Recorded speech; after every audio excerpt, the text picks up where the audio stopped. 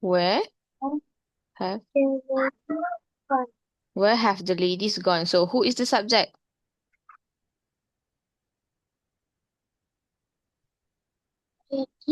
The ladies. Okay. Has or have? Have.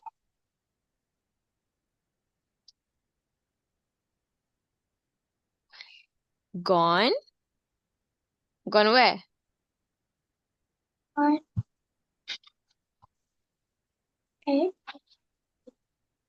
Gone where? Shopping only. Gone shopping. Shopping is not a place. It's a verb. Gone shopping. Okay, number 7.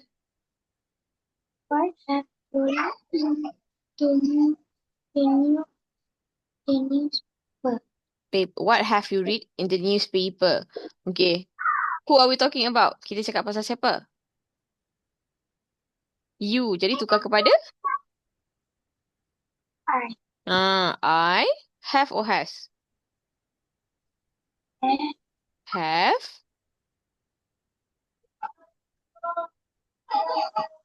What is the past participle? Read. Very good.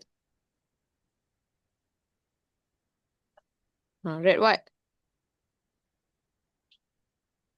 About.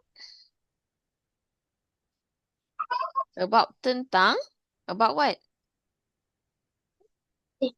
An accident.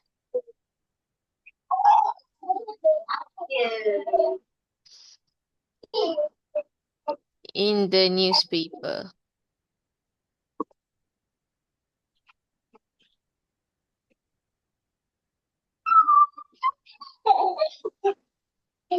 Okay, can you please read number 8? Who hasn't watched the film? Who hasn't watched the film? Okay, siapa? All of us. All of us.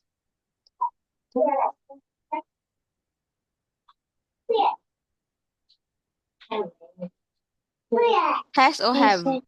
All of us haven't. Because a lot, ramai haven't Watched the film. Okay, read number 9. Which house has your father Bought. Which house has your father bought? Okay. Who are we talking about? What's the subject? Your father jadi my father. Has or have? Has. What is the past? Bought. Very good.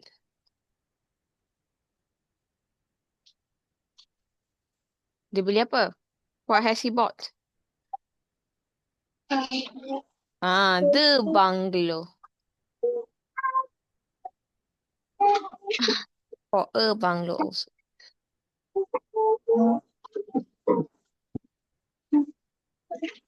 Okay, are you done? Okay, next page. Okay, read number 10.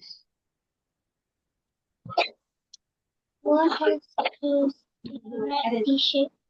has chosen the red t-shirt? Who? Siapa? Who are we talking about? Nobody. Nobody. Has or have?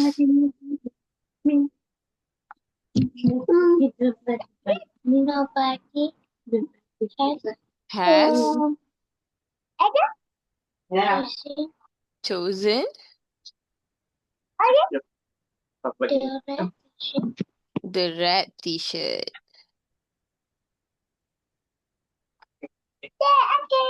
Okay, can you read number 11?